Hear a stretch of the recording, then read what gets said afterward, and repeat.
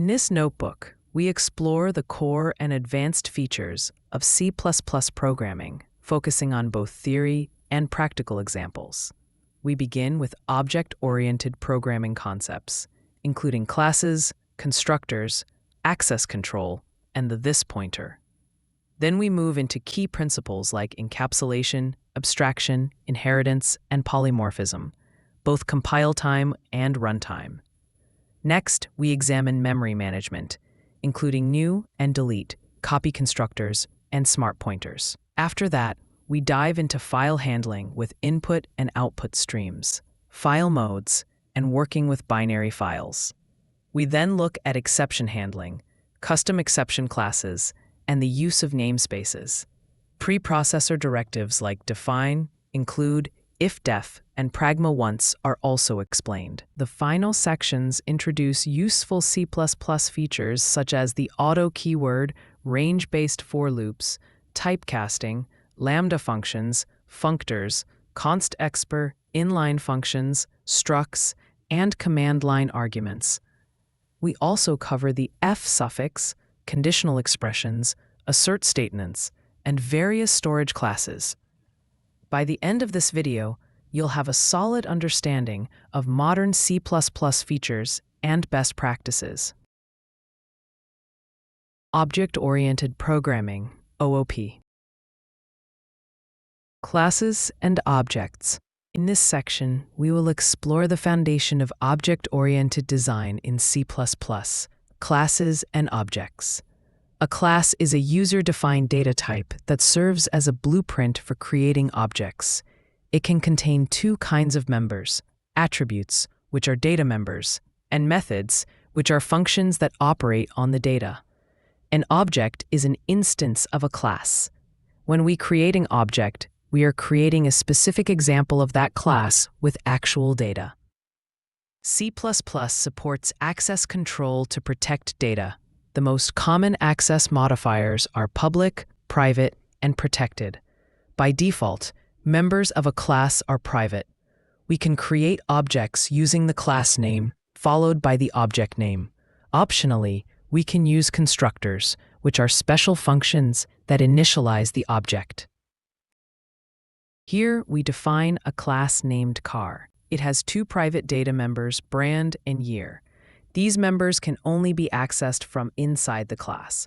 We also define a public constructor that takes two parameters. The constructor sets the values of the brand and year. The class has a method called displayInfo. This method prints the brand and year of the car to the screen. Inside the main function, we create an object named myCar and pass Toyota and 2020 as arguments. Then, we call the displayInfo method on the object. When we run this code, the output is brand:Toyota year:2020. This example shows the basic structure of a class, how to define a constructor, and how to create and use an object in C++. Constructors and destructors. In this slide, we'll focus on two special member functions in C++, constructors and destructors. A constructor is a special method that runs automatically when an object is created. It has the same name as the class, and it has no return type. We use constructors to initialize the object's data members. C++ allows us to overload constructors, which means we can define multiple constructors with different parameter lists. A destructor is another special method. It also has no return type, and its name is the class name with a tilde symbol at the beginning. It is automatically called when the object is destroyed, for example, when it goes out of scope. We use destructors to release resources or perform cleanup.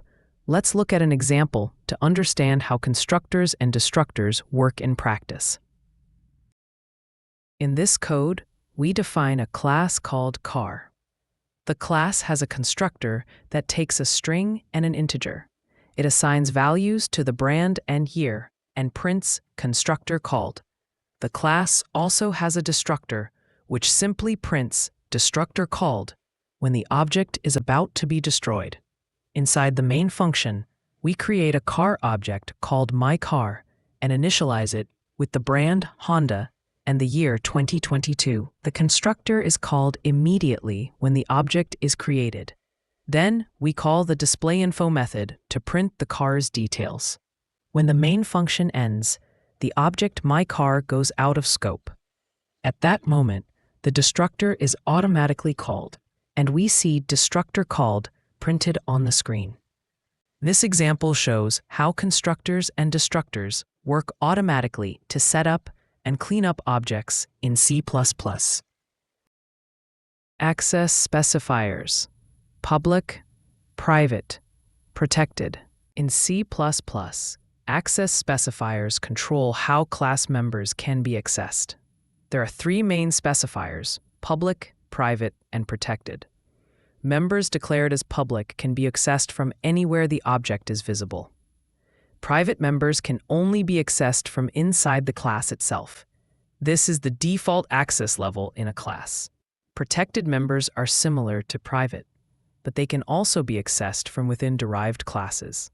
These access specifiers are essential for encapsulation, which means hiding internal details and exposing only what's necessary. Let's go through a code example that demonstrates the behavior of each access level. We begin by defining a class named base. Inside this class, we declare three variables to demonstrate different access levels. Public var is marked as public. This means it can be accessed from anywhere the object is visible. Private var is marked as private. It can only be accessed from inside the class. Protected var is protected. It behaves like private, but it can also be accessed from child classes. Next, we define a constructor, named base, to initialize the values of all three variables. This constructor is called automatically when an object of the class is created. Then, we define a public method named show. Since it's inside the class, it can access all member variables: public, private, and protected. The method prints their values to the console. Here we create a new class called derived, which inherits publicly from the base class. Inside derived, we define a method called showDerived. This method can access public var because it's public. It can also access protected var because protected members are visible in derived classes. However, private var is not accessible even in a child class. If you try to access it, you get a compile time error. That line is commented out to avoid errors. Now in the main function, we create one object from the base class and one from the derived class. We call show and showDerived to display the values. Then we demonstrate what can be accessed from outside the class. We can access public var without any problem, but both private var and protected var cause compile time errors if we try to access them directly. These lines are commented out to keep the program compiling. This example clearly shows how access specifiers control visibility and help protect your data. This pointer. In C++, the keyword "this" is a special pointer. It always points to the current object, the object that called the member function. The this pointer is only available inside non-static member functions. It helps us when there's a naming conflict or when we want to return the current object for method chaining. Let's look at some examples to make this idea clearer. Here we define a class called sample. It has a private variable named value. In the method setValue, we use a parameter with the same name, value. This causes a naming conflict. To resolve it, we use this arrow value, which refers to the class member. The right-hand side is the function parameter. The left-hand side, this arrow value, refers to the object's actual data member. The this pointer helps us assign the parameter value to the correct object member. In this second class called counter, we demonstrate another use of the this pointer. The increment method increases the count and then returns this. Because this is a pointer to the current object, returning it allows us to chain method calls, like increment arrow increment. This is a powerful pattern used in Fluent interfaces. In the main function, we create an object of the sample class and call setValue with the value 42. Then we call show, and it prints the value using the class member. Next, we create a counter object and call increment 3 times using method chaining. Each call returns this, which allows the next call to happen on the same object. Finally, we call display, and it prints the final count, which is 3. This example shows that this pointer is key to disambiguation and chaining, and it always refers to the current object. Encapsulation. Encapsulation is one of the most important principles in object-oriented programming. It means wrapping data and methods into a single unit, usually a class. With encapsulation, we hide the internal state of the object. External code can't directly access internal variables. Instead, access is given through public methods that we design. This makes the code more secure, easier to maintain, and helps avoid bugs from unintended access. Let's look at a simple example. This class is called bank account. We make the balance variable private. That means no outside code can directly change it. It's protected. Instead, we provide public methods: deposit, withdraw, and get balance. The logic inside these methods controls how the balance is changed. For example, withdraw only allows amounts that are less than or equal to the balance. This is encapsulation in action. The class controls its own data. In the main function, we create a bank account object named account. We use the deposit method to add 1,000. Then we withdraw 400. Finally, we call getBalance, which returns 600. If we try to access the variable balance directly, for example, by writing account.balance equals 9999, we get a compile time error because balance is private. This demonstrates how encapsulation protects the data and forces controlled access only through the methods we define. Abstraction. Abstraction is about hiding the complexity and showing only the essential features. It helps us focus on what an object does, not how it does it. Just like using a coffee machine, we press a button and it works. We don't need to know how it heats water or controls pressure. In programming, abstraction is used to simplify usage and protect inner logic. In C++, abstraction is often achieved through classes and public methods. Let's look at an example. This class is called car. It has one public method called start. Inside start, it calls 2 private methods: ignite engine and supply fuel. From outside the class, we only see the start function. We don't see how the engine is ignited or how fuel is managed. This is abstraction. We hide the details and show only what the user needs. In the main function, we create a car object and call the start method. This triggers all the internal steps: igniting the engine, supplying fuel, and finally printing that the car started. But from the user's point of view, all we did was call start. If we try to call ignite engine directly, it gives a compile time error. Why? Because it's a private method. This is abstraction. We use public methods to expose behavior and hide complex internals from the user. Inheritance. Inheritance is a key concept in object-oriented programming. It lets you reuse code by creating a new class from an existing class. The existing class is called the base class, and the new class is called the derived class. The derived class can inherit data and methods from the base class and even extend or override them. This helps reduce duplication, and it makes your code easier to maintain. Let's look at a simple example of inheritance. We start with a class called animal. It has one public method named eat. Then we create a class called dog that inherits from animal using public inheritance. That means the public members of animal remain public in dog.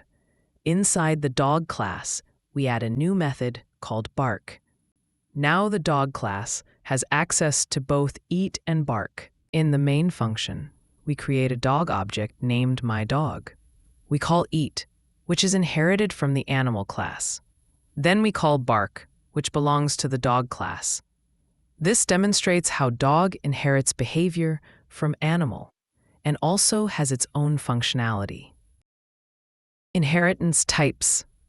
In C++, inheritance can be public, protected, or private. Each type controls how base class members are inherited in the derived class.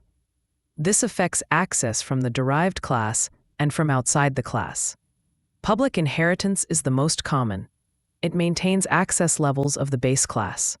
Protected inheritance hides base class public members. Private inheritance hides everything. It's used for implementation only, not for interfaces. Let's break it down with examples. This is our base class, named base. It has 3 variables. A is public, B is protected, C is private. We'll now create derived classes using different inheritance types and see what gets inherited and what's accessible. This class is public derived. It inherits from base using public inheritance. In the show method, we can access A because it stays public, B because it stays protected, but we cannot access C because private members are never inherited. This is protected derived, and it uses protected inheritance. Now, the public member A becomes protected, and protected member B stays protected. Again, C is still private in the base and not inherited. Here we use private inheritance in private derived. Both A and B are now treated as private members inside this class. As always, C is not inherited at all. So, with private inheritance, nothing is accessible from outside. Polymorphism. Polymorphism means many forms. In C++, this means the same function name can behave differently depending on the context. There are 2 main types: compile-time polymorphism, also called function overloading, and runtime polymorphism, which uses virtual functions and overriding. Polymorphism, runtime, virtual functions. In C++, runtime polymorphism is achieved using virtual functions. A virtual function is a member function in a base class that can be overridden in a derived class. When called using a pointer or reference to the base, the function from the derived class is executed, not the one from the base class. This is called dynamic dispatch, and it's the heart of polymorphism. Let's explore this with a step-by-step example. We define a base class called shape and a virtual function named draw. Then we create 2 derived classes, circle and square. Both classes override the draw function. The override keyword makes it clear that we're replacing the base function. In main, we declare a pointer to the base class named S. We assign it the address of a circle object, then called draw through the pointer. Thanks to the virtual function, the derived class version is called, not the base version. We repeat the same for square. This demonstrates runtime polymorphism, where the function that gets called is decided at runtime, based on the object's actual type. Pure virtual functions. A pure virtual function is declared using the keyword virtual, followed by the function signature and then equals 0. For example, virtual void sound equals 0 semicolon. This means the function has no implementation in the base class. A class that contains at least one pure virtual function is called an abstract class. Abstract classes cannot be instantiated directly.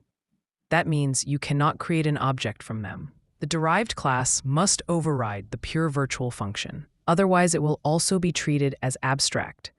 This structure is useful when you want to define a common interface without providing a default behavior.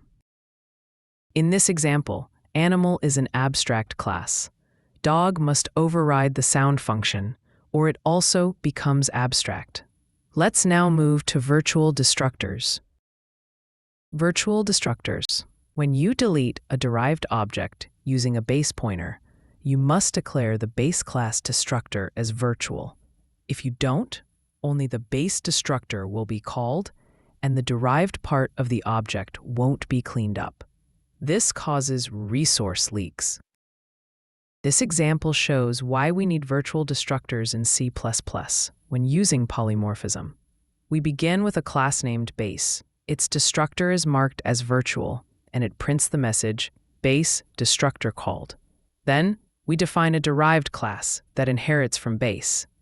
It also has a destructor, which prints derived destructor called. In the main function, we create a pointer of type base star and assign it a new derived object. When we call delete object, we are deleting the derived object, but the pointer is of base class type. Because the base class destructor is virtual, C++ performs dynamic dispatch, and both destructors are called. First the derived, then the base. The output will be derived destructor called, followed by base destructor called. If the base destructor were not virtual, only the base destructor would run, and the derived destructor would be skipped. This could cause resource leaks or undefined behavior. Always mark destructors as virtual in base classes when you expect to delete derived objects through base class pointers. Polymorphism, compile time. In this section, we'll talk about compile time polymorphism, also known as static polymorphism. This form of polymorphism is resolved at compile time, unlike virtual functions, which are handled at runtime. There are two main techniques for compile time polymorphism in C++: function overloading and operator overloading. Compile time polymorphism allows us to use the same function or operator name with different behaviors based on the type or number of arguments. Because the compiler knows in advance which version to call, compile time polymorphism is faster and more efficient than runtime polymorphism. Let's now see some examples for both function overloading and operator overloading. Here, we define a class called printer. It has three functions named print. One takes an integer, another takes a double, and the third takes a string. Even though all functions have the same name, C++ can distinguish between them using their parameter types. This is called function overloading. In the main function, we create a printer object and call all three versions. The correct version is selected by the compiler at compile time based on the type of argument we pass. Operator overloading lets us redefine built-in operators for custom classes. It is another form of compile time polymorphism. This makes our code more intuitive and natural, especially for mathematical types like vectors, complex numbers, or fractions. We use the operator keyword to define how an operator works with our class. In this example, we define a class called point, which represents a two-dimensional point. It has two public integers, x and y. We define a constructor that sets the values of x and y. Now we overload the plus operator using operator plus. This function returns a new point, with x and y values added together. We also add a display function to show the point. Memory management. New, delete. In this slide, we will learn about dynamic memory management in C++ using the new and delete operators. The new operator is used to dynamically allocate memory on the heap. It returns a pointer to the allocated memory. The memory remains allocated until you explicitly release it using the delete operator. This is different from stack memory, which is managed automatically. When you allocate memory using new, you must always release it using delete. If you forget to delete memory, it can lead to memory leaks. To allocate arrays, use new square brackets, and to free them, use delete square brackets. Let's now see some example code that illustrates these points. In this example, we first allocate memory for a single integer using new int. We store the returned pointer in PTR, then assign it the value 100. We print the value and then delete the memory using delete PTR. Next, we allocate an array of 3 integers using new int square bracket 3. We assign values to the 3 elements and print them. Finally, we free the memory using delete square bracket. This is how you correctly manage memory using new and delete in C++. Copy constructors. In this slide, we will learn about the copy constructor in C++. A copy constructor is a special constructor that is called when an object is copied from another object of the same class. The typical syntax looks like this: class name followed by the constructor, taking a constant reference to another object of the same class. The copy constructor is invoked in 3 situations. First, when an object is initialized using another object. Second, when an object is passed by value to a function. Third, when an object is returned by value from a function. By default, the compiler provides a shallow copy version, which simply copies the member values, including pointer addresses. But if your class uses dynamic memory, a deep copy is needed to ensure both objects manage their own memory independently. Now let's go through a code example to understand how the copy constructor works. This example demonstrates when and how the copy constructor is invoked. We define a class called point with 2 private integer members, x and y. The constructor takes 2 integers and sets the coordinates. Next, we define a copy constructor. It takes a constant reference to another point object and prints a message. This helps us see when the copy constructor is called. In the main function, we first create P1 using the regular constructor. Then, we create P2 and initialize it using P1. This triggers the copy constructor, and the message is printed. Next, we pass P2 to a function by value, which again invokes the copy constructor. Inside the function, we print the point's coordinates using the display method. This code clearly shows that the copy constructor is called when an object is copied during initialization and when passed by value. Shallow versus deep copy. This slide explains the difference between shallow copy and deep copy, a very important topic when working with dynamic memory in C++. A shallow copy only copies the pointer address, not the actual data it points to. This means that 2 objects will share the same memory. If one object modifies the data, the change is visible to the other. Also, when one object is destroyed, the other might end up with a dangling pointer, which leads to undefined behavior. In contrast, a deep copy creates a separate memory allocation for the copied data. Each object has its own independent copy, so changes in one object do not affect the other. Deep copying avoids problems like double deletion or data corruption.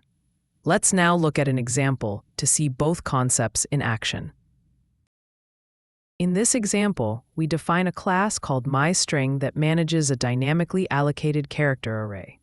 Inside the constructor, we allocate memory using new char and copy the input string into the data pointer. The copy constructor shown here performs a deep copy. It allocates new memory and copies the content from the source object. This ensures that each object manages its own memory.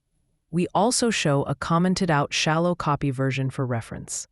If we had used it, both objects would point to the same memory, leading to issues when destructors are called. In the main function, we create a string, str1, with the value hello, and then create str2 as a copy of str1. Since we use deep copy, both objects work independently. When the program ends, each object deletes its own memory without conflict. This is the safe way to handle copying when your class manages heap-allocated resources. Memory leak and smart pointers.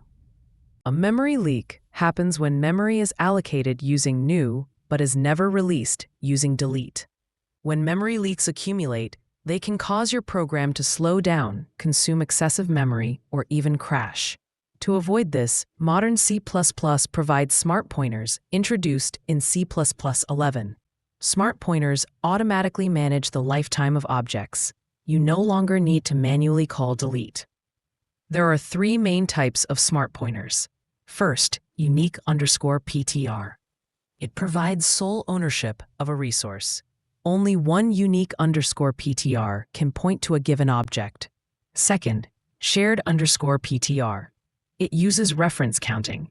Multiple shared_ptrs can point to the same object, and the memory is freed only when the last pointer is destroyed. Third, weak_ptr. It is a non-owning reference to a shared_ptr. It prevents reference cycles. Together, smart pointers help you write safer code by replacing the need for manual new and delete. This is an example of a memory leak in C++. We define a class called leak with a constructor and destructor that both print messages. Inside the function causeLeak, we create an object on the heap using new. However, we forget to delete it. As a result, the destructor is never called, and the allocated memory is never freed. This is known as a memory leak. The program loses track of that memory. In real-world applications, this can lead to reduced performance or even crashes. In this improved version, we use a smart pointer to prevent memory leaks. We include the memory header and use the type unique_ptr. It ensures that the object it holds is automatically destroyed when it goes out of scope. Inside the function safe memory, we create an object using make_unique. When the function ends, the smart pointer automatically frees the memory. This time, the destructor is called correctly, and the memory is cleaned up with no manual delete needed. Using smart pointers like unique pointer, you reduce the risk of leaks and write cleaner, safer code. Here we demonstrate how shared pointer allows multiple owners of the same object. We define a class called shared with a constructor and destructor. Inside the function shared usage, we create a shared_ptr named ptr1 by calling make_shared. Then, inside a nested block, we create ptr2 as a copy of ptr1. Now both pointers share ownership of the same object. We print the use count of ptr1, which should be 2. When the inner block ends, ptr2 goes out of scope and the use count drops to 1. Finally, when ptr1 also goes out of scope, the destructor is automatically called. This example shows that shared_ptr uses reference counting to manage memory, and it deletes the object when the last owner disappears. In this example, we introduce weak pointer. We define a class called weak with a constructor and a destructor that print messages when called. Inside the function weak usage, we first create a shared_ptr named sharedObject using make_shared. Then, we create a weak_ptr named weakObject, which refers to the same object but does not increase the reference count. We print the use count of the shared pointer.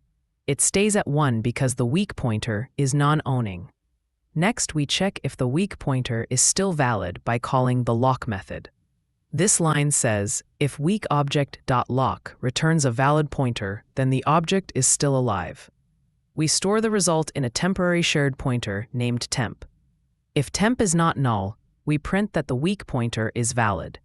This block ensures that we only use the object if it still exists. Finally, when sharedObject goes out of scope, the destructor is called and the memory is released. This example shows how weak_ptr provides safe, temporary access to shared resources without affecting their lifetime.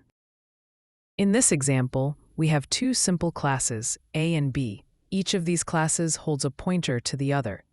This is a common situation when two objects are tightly connected, like nodes in a bidirectional tree or a parent-child relationship where both need to access each other. We use std shared PTR to manage these objects because it automatically takes care of memory. When the last shared PTR to an object is destroyed, the object itself is automatically deleted. This helps prevent memory leaks in most cases. However, there's an important issue when two shared PTRs point to each other. This creates a circular reference. Here's what happens. Object A holds a shared pointer to B, and B holds a shared pointer to A. Because of this cycle, their reference counts never drop to 0, even when the objects go out of scope. As a result, neither object gets destroyed, and we have a memory leak. We can see this in our example by looking at the destructors. If we use shared PTR in both directions, the destructors for A and B are never called, which means the objects were not properly deleted. To fix this, we replace one of the shared PTRs, specifically the one in class B, with a std weak PTR. A weak PTR allows B to access A, but without increasing the reference count. This breaks the cycle. With weak PTR, when main ends and both A and B go out of scope, their shared ownership ends properly. Since there's no cycle holding them alive, both destructors are called and the memory is cleaned up correctly. In short, use shared PTR when multiple parts of your program truly own the object and need it to stay alive. Use weak PTR when you just need a reference to an object but don't want to keep it alive yourself, especially in situations where circular references might happen. File handling. ifstream. In C++, we use the class ifstream or ifstream to read data from files. To use it, include the header file, angle bracket, fstream, angle bracket. We declare an object of type ifstream and use it to open a file. After opening, it's good practice to call is_open to check if the file was opened successfully. To read from the file, you can use the extraction operator, that is, the double greater than symbol, or you can use the function getLine to read line by line. Finally, always close the file using the close function to release the resource and avoid problems. We start by including the fstream header and creating an object named file of type ifstream. We open the file named data.txt. If the file fails to open, we print an error message using cout and exit with return value 1.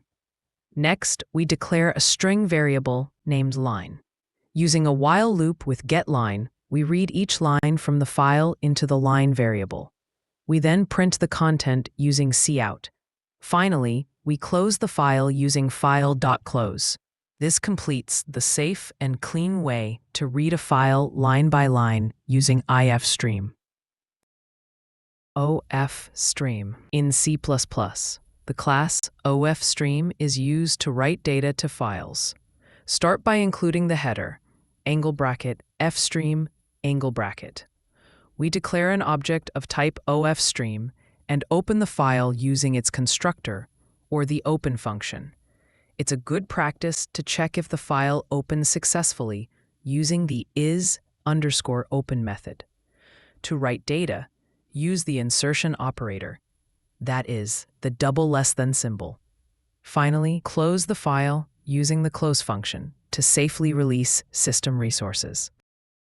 We begin by including the fstream header and defining file as an object of type ofstream. We open a file named output.txt using the constructor.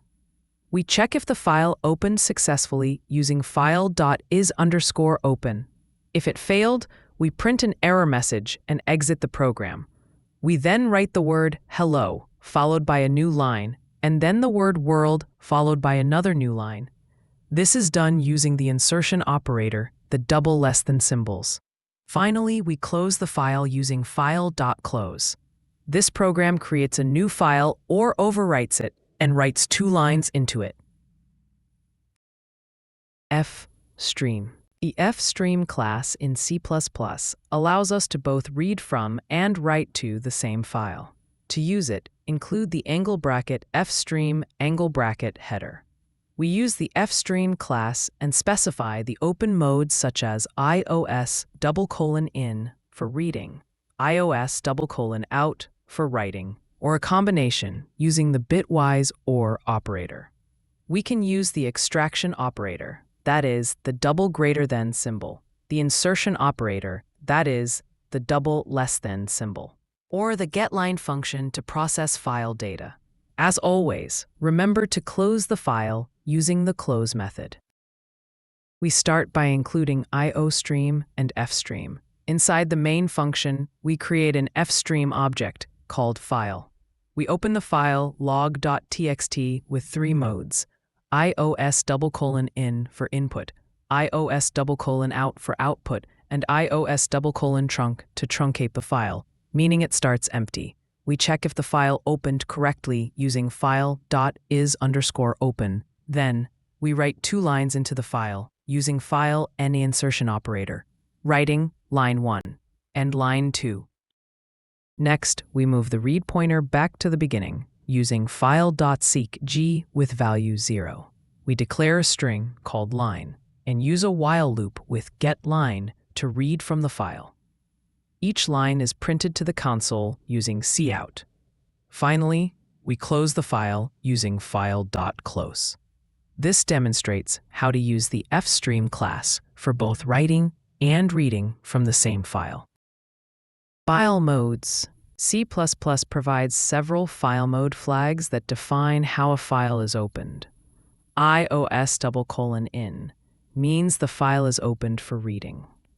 ios::out opens the file for writing. If you use ios::app, new content will be added to the end of the file. That means appending. ios::8 moves the pointer to the end when opening, but allows writing at any position. ios::trunc clears the file content if it already exists. This happens automatically with ios::out unless combined with app.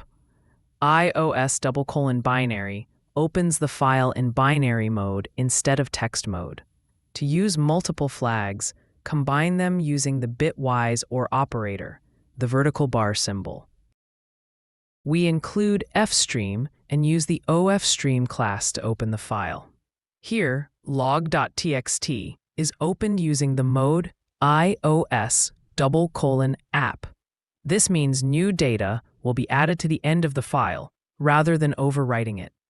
We use the insertion operator to write new log entry followed by a new line. Then we close the file using file.close. This approach is useful for maintaining a growing log file without losing previous content.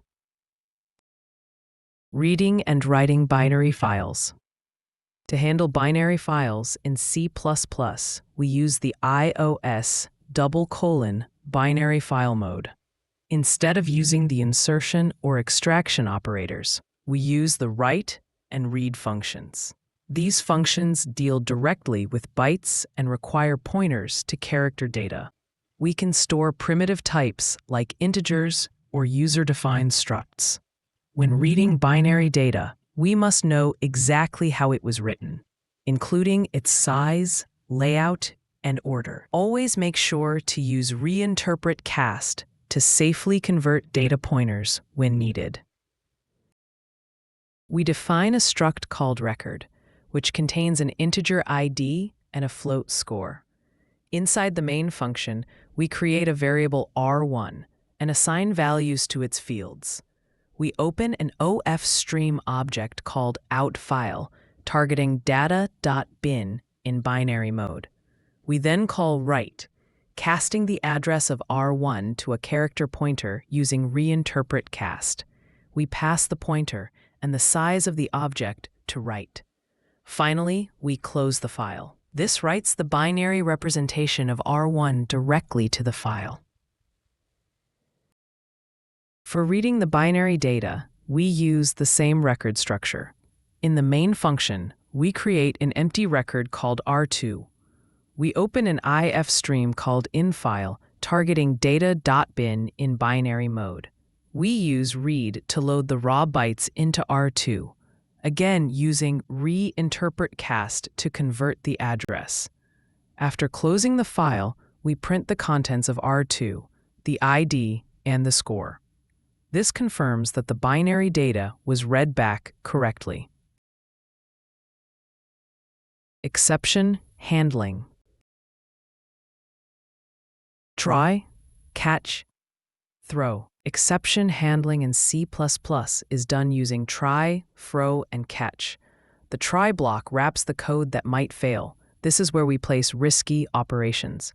If a problem is detected, we use the throw keyword to raise an exception. Control is then transferred to the catch block that matches the type of the exception. You can have multiple catch blocks to handle different types of errors. Exceptions can be standard types like integers or strings, or custom types like user-defined classes. Using exceptions helps keep your normal program logic clean and focused, while still handling problems safely. We define a function called divide, which takes two integers. Inside the function, we check if the divisor b is equal to 0. If so, we throw a string literal division by 0 error. In the main function, we call divide inside a try block. Since the divisor is 0, the function throws an exception. The program jumps to the catch block, which catches a constant character pointer. We print the message that was thrown. This prevents the program from crashing and handles the error gracefully. Custom exception classes. In C++, we can create custom exception classes by inheriting from the standard exception class. This allows us to define specific error types for our application rather than relying on strings or primitive values. To customize the message, we override the what function, which returns a character pointer. Then we throw an object of our custom exception class using the throw keyword. Using custom exceptions helps organize error handling, improves readability, and allows catching specific types of errors in large code bases. We begin by including the exception header, which defines the standard exception base class.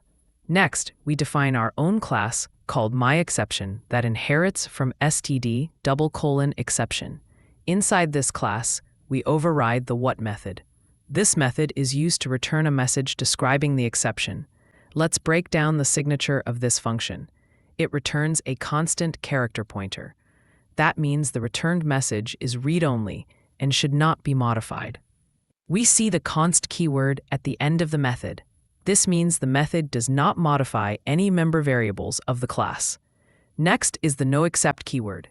It tells the compiler that this function will not throw any exceptions. This improves performance and enables certain compiler optimizations. We also use the override keyword. This tells the compiler that we are intentionally overriding a virtual method from the base class. If there's a mismatch in the signature, the compiler will give an error. Inside the method, we return a string, custom exception occurred. Now, in the main function, we use the throw keyword to throw an instance of our myException class. We catch it using a catch block that matches const myException reference. Inside the catch block, we call the what function on the caught exception and print the result. This demonstrates how to define a custom exception type and safely handle it with informative error messages. Namespaces. Defining and using namespaces. In C++, a namespace is a way to group related identifiers like functions, classes, and variables.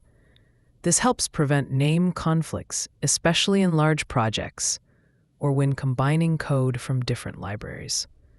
You define a namespace using the keyword namespace, followed by its name, and a block of code inside curly braces. To access something inside a namespace, use the scope resolution operator. That is, 2 colons, like name : identifier. If you want to simplify access, you can use the using keyword, either for specific items or for the whole namespace. C++ also supports nested namespaces, which allows more detailed organization of code.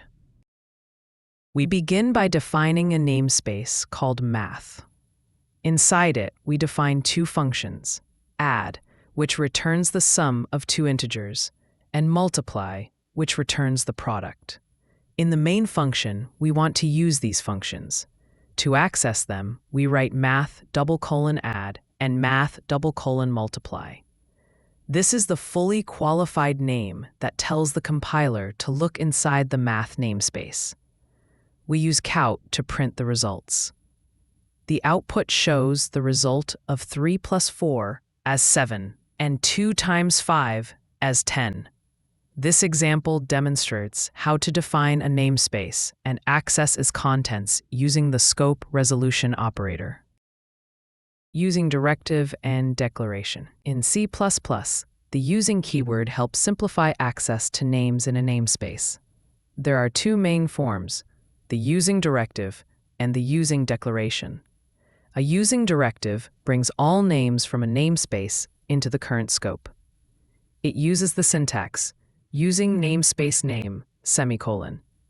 This is convenient, but it can lead to name conflicts, especially in larger programs or libraries. A using declaration brings only one specific name into the current scope. The syntax is using name, identifier, semicolon. This method is safer and gives you more control. As a best practice, you should avoid using directives in header files because they affect all files that include that header. Instead, use declarations or fully qualified names. We define two namespaces, A and B. Both contain a function called greet, which prints a different message. Inside main, we first write using namespace A semicolon. This is a using directive. It brings all names from namespace A into the current scope. When we call greet, it resolves to A:\greet. Next, we use a using declaration, using B:\greet, semicolon. This brings only greet from namespace B into the current scope. When we call greet again, it now refers to B:\greet, overriding the earlier resolution. The output confirms this behavior, showing messages from both namespaces in order. This example demonstrates how both forms of using affect name resolution and scope. Nested and anonymous namespaces. C++ allows you to define nested namespaces, which means placing one namespace inside another. This helps you organize code hierarchically. To access a name inside a nested namespace, you use multiple scope resolution operators. For example, A:\B: function name. Since C++17, you can define nested namespaces more cleanly using the syntax namespace A:\B. C++ also supports anonymous namespaces. These have no name and are unique to the file where they're declared. They provide internal linkage, which means anything declared in them is not visible outside the file. Anonymous namespaces are useful for defining constants or helper functions that should not be accessible from other translation units. We define a namespace called company. Inside it, we define another namespace called product. This is a nested namespace.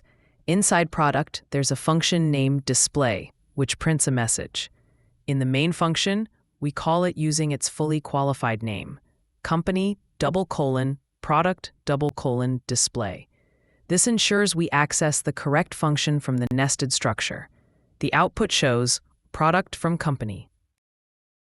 This time, we use an anonymous namespace by simply writing namespace followed by curly braces with no name. Inside it, we define a function called helper. Because this namespace is anonymous, anything declared inside it has internal linkage. That means it can only be used within this file. In the main function, we call helper directly. This works because the function is visible in the current translation unit. The output shows helper function file-local. Preprocessor directives. In C++, preprocessor directives are commands that begin with a hash symbol and are processed before compilation. Hash-define is used to define a macro, often used for constants or inline code replacement. Hash include inserts the contents of another file. When you use angle brackets, it refers to standard headers, like ifstream. When you use double quotes, it includes user-defined files. #ifdef and #ifnet are used for conditional compilation. They check if a macro is defined or not. These are often used to create include guards, preventing a file from being included more than once. An alternative to include guards is #pragma-once. It is simpler and widely supported, but it's not part of the official standard. Using these correctly helps prevent duplication and ensures consistent builds. In this example, first, we create a header file named myheader.h. At the top, we use #ifnotdef myheader_h to check if a macro named myheader_h is already defined. If it is not, we define it using #define. This forms an include guard, which prevents multiple inclusion. Inside the guard, we define a constant macro, #define pi 3.14. We also declare a function named showConstant. Conventionally, macro names, like those used in define or myheader.h inside the guard, are written in uppercase to distinguish them from variables or functions. Next, in myheader.cpp, we include the ifstream header and our custom header using double quotes. We implement the showConstant function to print the value of pi. Finally, in main.cpp, we include the same header and call the showConstant function. Because of the include guard, the header file is only included once, avoiding redefinition errors. The output is value of pi is 3.14. This example shows how all these preprocessor directives work together to build safe and reusable code. Macros and conditional compilation. In C++, macros and conditional compilation provide powerful ways to control what code is compiled. A macro is created using #define. It can define simple constants like pi or act like a function using parameters. These are replaced by the preprocessor before the actual compilation begins. Conditional compilation allows you to compile different parts of the code based on conditions. This is useful when you want to compile different code for Windows, Linux, or based on debug or release modes. You can use #if, #elif, #else, and #endif to structure your conditions. These conditions can be controlled by #define or by passing flags to the compiler. This technique helps you write flexible and portable code. We include the ifstream header and use the standard namespace. First, we define a macro named pi with the value 3.14159. Then we define a macro with a parameter called square. It takes an input x and returns x multiplied by x. Note that we use parentheses to avoid operator precedence issues. Next, we define a flag called debug mode. In the main function, we print the value of pi using the macro. Then, we print the square of 4 by calling square with the value 4. We use conditional compilation to check if debug mode is defined. Since it is, the program prints debug mode is on. If we removed the debug mode macro, it would print debug mode is off.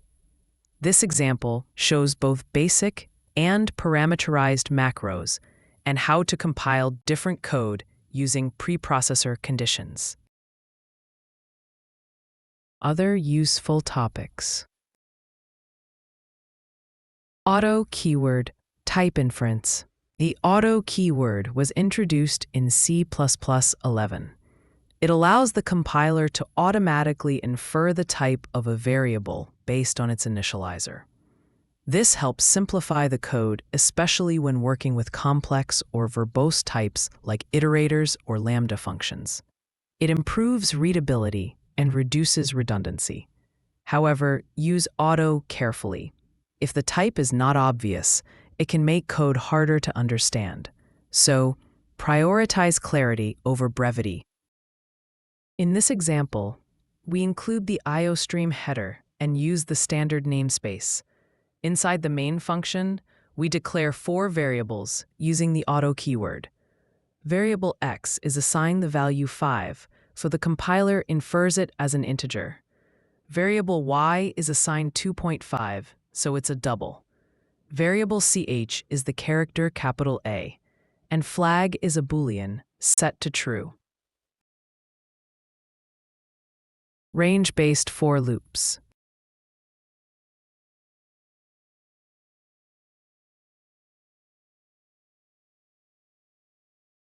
Typecasting. Static cast. Static cast is a C++ typecasting operator used to perform safe conversions at compile time. It is preferred over C-style casting because it provides better type safety and clarity. You can use static cast to convert between compatible types, such as integer to float, or from a base class pointer to a derived class pointer if the conversion is valid. The syntax is static_cast, followed by angle brackets containing the target type, and parentheses with the expression to convert. This cast is only allowed if the compiler can verify that the conversion is valid. We include the ifstream header and use the standard namespace. Inside the main function, we first declare a double variable called pi, set to 3.14159. Then we convert pi to an integer using static_cast with int in angle brackets. This removes the decimal part, resulting in 3, which is stored in int pi. We print the result using cout. Next, we declare an integer named value and assign it the number 10. We convert it to a double using static_cast with double as the target type. The resulting double val is 10.0. This shows how static_cast can be used to safely convert between numeric types at compile time. Typecasting. Dynamic cast. Dynamic cast is used to safely convert pointers or references within a class hierarchy at runtime. It allows downcasting from a base class to a derived class, but only if the base class is polymorphic, meaning it has at least one virtual function. Unlike static cast, dynamic cast performs a runtime type check.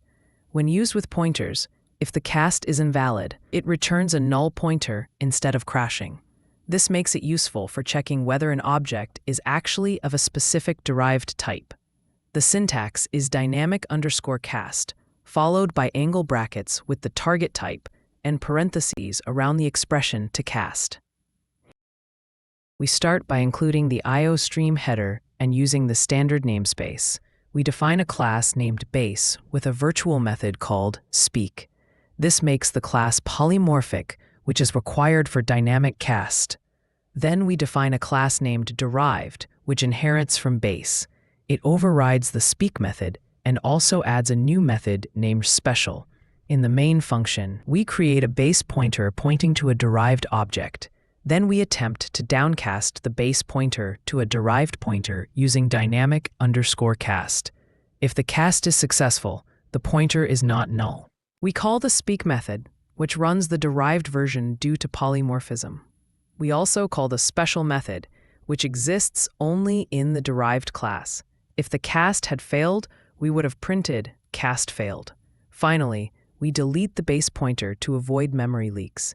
This example shows how dynamic cast helps us safely use polymorphism at runtime. The const cast keyword is used in C++ to remove the const or volatile qualifier from a variable. This means it allows you to cast away the constant property of a variable. so you can modify it, but only in very specific cases. Here's the key rule. You can only safely use const cast if the original variable was not actually defined as constant. For example, if a variable was passed into a function as a const parameter, but was originally non-const, then using const cast to modify it is allowed. But if the variable was declared as const from the beginning, trying to change it using const cast is dangerous and leads to undefined behavior. Undefined behavior means the program might crash or give unpredictable results. This cast is mainly used when you need to call a function that expects a non-const argument, but you have a const object, and you know that the function won't actually change it, or that it's safe to modify. The syntax is, say the words const_cast, followed by angle brackets containing the target type, usually a pointer, and parentheses with the expression to cast. Because of the risks involved, const cast should only be used when you are absolutely sure it is safe. Misusing it can introduce hard-to-find bugs. We include the ifstream header and use the standard namespace. We define a function called print and modify, which takes a pointer to an integer, modifies its value to 50, and prints the result. Inside main, we declare a const int named value and set it to 42. Then we use const_cast to remove the const qualifier from value and store the result in a non-const integer pointer named modifiable. We pass this pointer to the print and modify function. The function sets the value to 50 and prints it.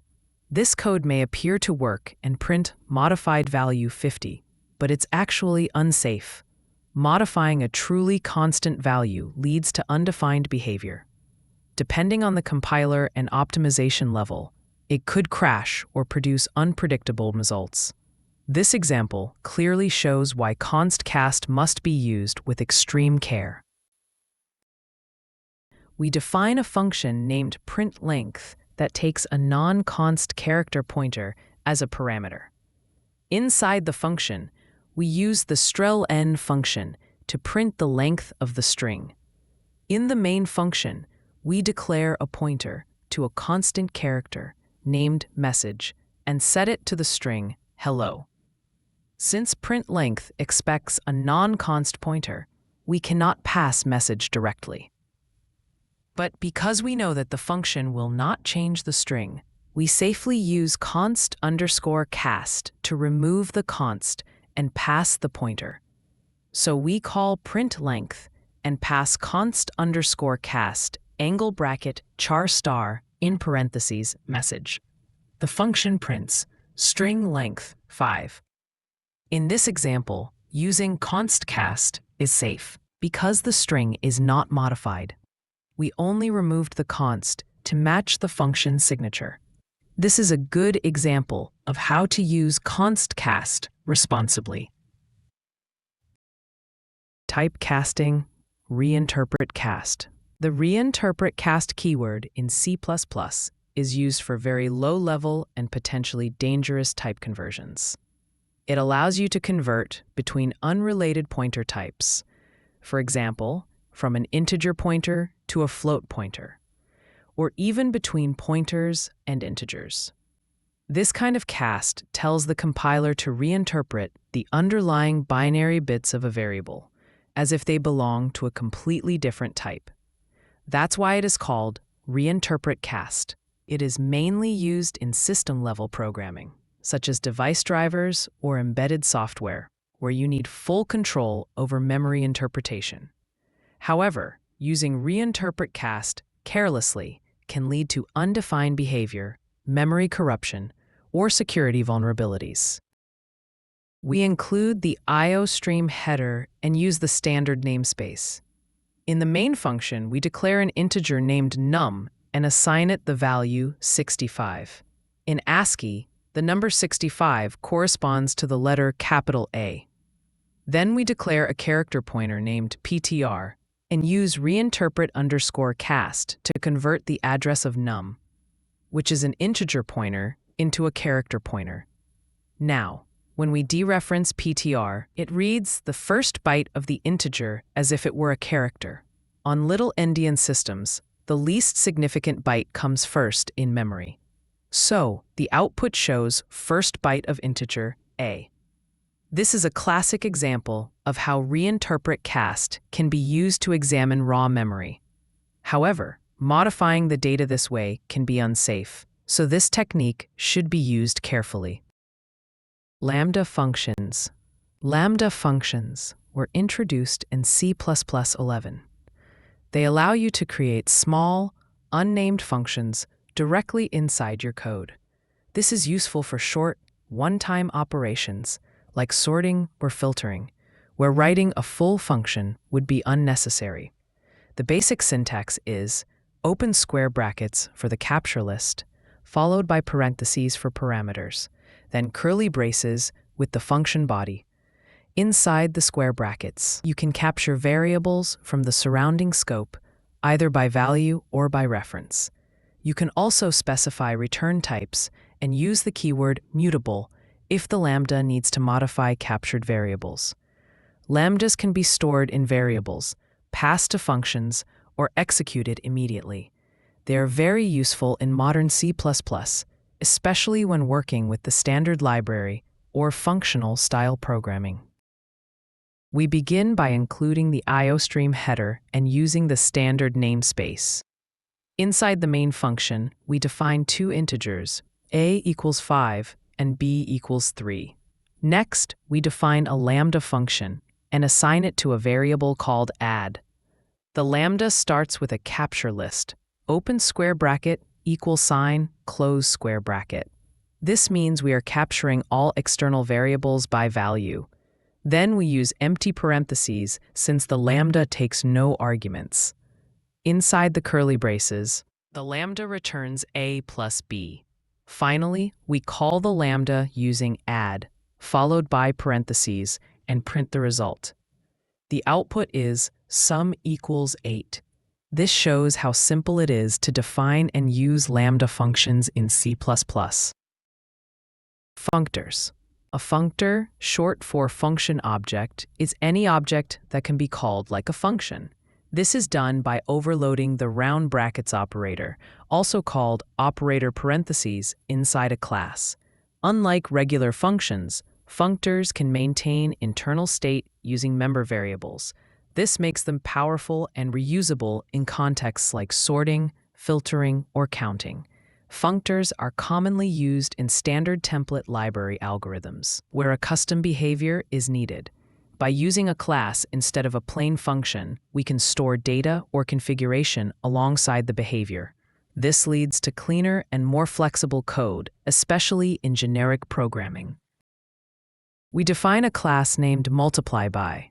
It has one private member, an integer called factor.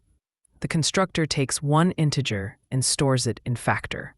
Then, we overload the function call operator, spelled operator followed by open and close parentheses.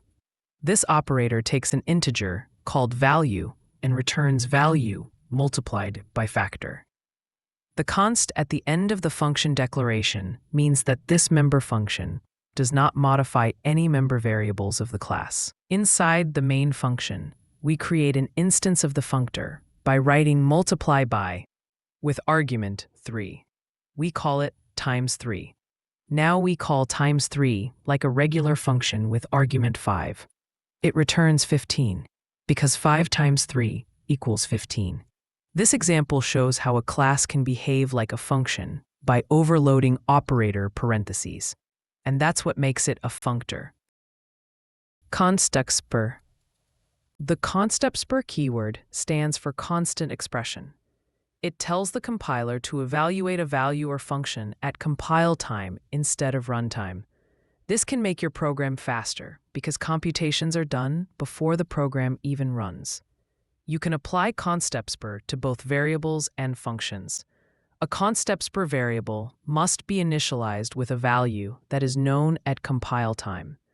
A constructor function must return a value that can also be computed at compile time. These functions must contain only one return statement and cannot have loops or complex logic that requires runtime data. Constructors is especially useful in areas like fixed array sizes, template arguments, or pre-computed lookup tables. Using Constructors helps make your code both safer and more efficient. We include the ifstream header and use the standard namespace. We define a function called square, marked as Constructors. This function takes one integer and returns its square. Because it's marked Constructors, the compiler will compute its result at compile time if possible. In the main function, we create a variable called result, also marked Constructors, and assign it the value of square with argument 5, since both the argument and function are Constructors. The value 25 is computed at compile time. Next, we create a variable called runtime value with the value 7. When we call square with this variable, it cannot be evaluated at compile time. So the compiler computes the square of 7, which is 49, at runtime. The program prints 5 squared is 25, 7 squared is 49. This example shows how Constructors lets you compute values at compile time when the inputs are known in advance, improving performance. Inline functions. The inline keyword is used to suggest that the compiler insert the function's code directly at the point of call, instead of generating a regular function call. This can reduce the overhead caused by calling a function, especially for very short functions that are called frequently. Inline functions are typically defined in header files because their definitions must be visible to all translation units that use them. You should use inline only for small and simple functions. Using it on large functions can actually increase the binary size and hurt performance. It is important to remember that the compiler may choose to ignore the inline keyword. It is just a hint, not a command. Inline functions can be useful in performance-critical code, but should be used with care. We define a function called add, marked with the inline keyword. This function takes two integers and returns their sum. Because the function is marked inline, the compiler may replace any call to add with the actual code a plus b. In the main function, we call add with the values 3 and 4 and store the result in a variable named result. We then print the result, which is 7. The key point here is that instead of performing a function call, the compiler might insert the expression a plus b directly, improving performance slightly for this simple case. Struct. In C++, a struct, short for structure, is a user-defined data type that lets you group related variables together under one name. It is very similar to a class, but with one key difference. Members in a struct are public by default, while members in a class are private by default. Just like classes, structs can have member functions, constructors, and even operator overloading. Structs are ideal when you need to store a simple group of variables that belong together, such as coordinates or a record. They can also be used to define lightweight objects in performance-sensitive code. We start by including the ifstream header and using the standard namespace. Next, we define a struct called point. It contains two integer variables, x and y. It also has a member function named print, which prints the values of x and y in coordinate format. In the main function, we create an instance of point called p. We assign 10 to p.x and 20 to p.y. Then we call the print function, which displays the point as open parenthesis 10, 20, close parenthesis. This example shows that structs in C++ can behave just like simple classes, but are typically used for grouping plain data. GetChar, A2I. In this part, we look at two standard C-style utility functions, getChar and A2I. GetChar is a function that reads a single character from the standard input. It waits, meaning it blocks, until the user types a character and presses enter. This function is helpful when you want to process user input one character at a time. Now, A to I stands for ASCII to integer. It is used to convert a C-style string, meaning a character pointer, to an integer. This function is included in the header file cstdlib. If the string contains valid digits, A to I returns the integer value.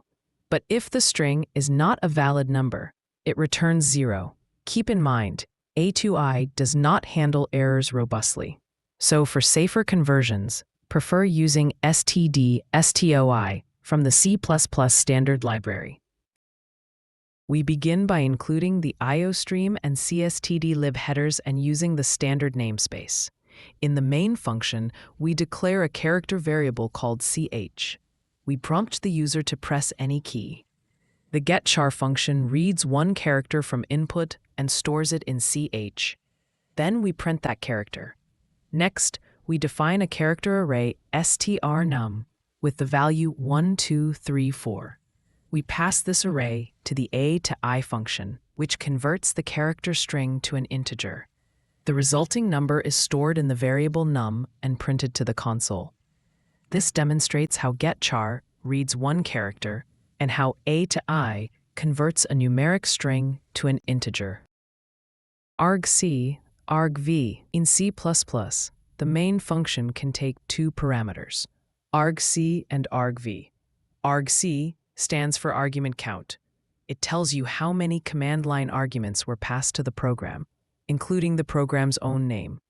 argv stands for argument vector. It is an array of character pointers, each pointing to one of the command line arguments. These are C-style strings. argv of 0, or argv0, always contains the name of the program. This setup allows your program to accept input from the command line, which is very useful for scripting, automation, and testing. We begin by including the ifstream header and using the standard namespace. Our main function uses two parameters, argc and argv. First, we print the total number of arguments passed. Then we loop from 0 to argc and print each individual argument using argvi. If this program is run from the command line as /program hello world, then argc will be 3. argv0 will be the program name, argv1 will be hello, and argv2 will be world. This example shows how you can read and use command line input in a C++ application. In this part, we learn about the f suffix used in C++. By default, when you write a number like 3.14, the compiler treats it as a double precision floating point number.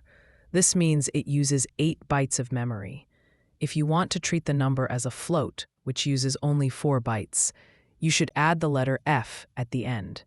For example, 3.14f is stored as a float. This is useful when you want to reduce memory usage or avoid automatic type conversions in mathematical operations. Now, let's walk through the code. We begin by including the ifstream header and using the standard namespace. Inside the main function, we declare a float variable f1 and assign it the value 3.14f. Then we declare a double variable d1 and assign it the value 3.14 without any suffix. When we print both variables, they display the same number, but behind the scenes, they are stored using different levels of precision and memory. Using the f suffix is a simple but important way to control types when working with floating point numbers in C++. This section explains the conditional assignment, also known as the ternary operator. It's a shortcut for simple if-else decisions written in a single line. The syntax is condition, ? value if true, : value if false. Let's look at the example. We start by including the ifstream header and using the standard namespace. Inside the main function, we declare two integers, num1 with value 10 and num2 with value 20. We then use a ternary expression to compare num1 and num2. The condition is num1 greater than num2? If true, max becomes num1. Otherwise, max becomes num2. Since 20 is greater than 10, max will be assigned the value 20. Finally, we print. The larger number is max. The ternary operator makes your code shorter and more readable, especially when assigning values based on simple conditions. In this part, we cover the assert macro used for debugging purposes. It checks whether a condition is true. If the condition is false, the program prints an error message and immediately stops. This helps catch logic errors early in development. Assert is defined in the header assert. The expression inside assert must evaluate to true. Otherwise, the program terminates. During release builds, if the macro ndebug is defined, assert statements are ignored. This allows you to include safety checks without slowing down the final executable. We start by including the headers ifstream and assert. Next, we define a function called divide that takes two integers a and b. Inside this function, we call assert and check that b is not equal to 0. This ensures we do not divide by 0, which would cause a runtime error. If the condition fails, meaning b is 0, the program prints a message like assertion failed and stops. If the condition passes, we return a divided by b. In the main function, we set x to 10 and y to 0. When we call divide with these values, the assert fails because y is 0. This causes the program to terminate and print the assertion error message. This is a typical example of how assert can catch bugs in logic before they cause bigger issues. In this section, we'll discuss storage classes in C++. They define how variables behave in terms of their lifespan, visibility, and memory location. The auto keyword was used in older versions to declare local variables, but it's now mostly replaced by modern type inference. In C++ 11 and later, auto allows the compiler to deduce the type of a variable from its initializer, which makes code cleaner and more maintainable. Register is a hint to the compiler to store the variable in a CPU register for faster access. However, this is deprecated in modern C++.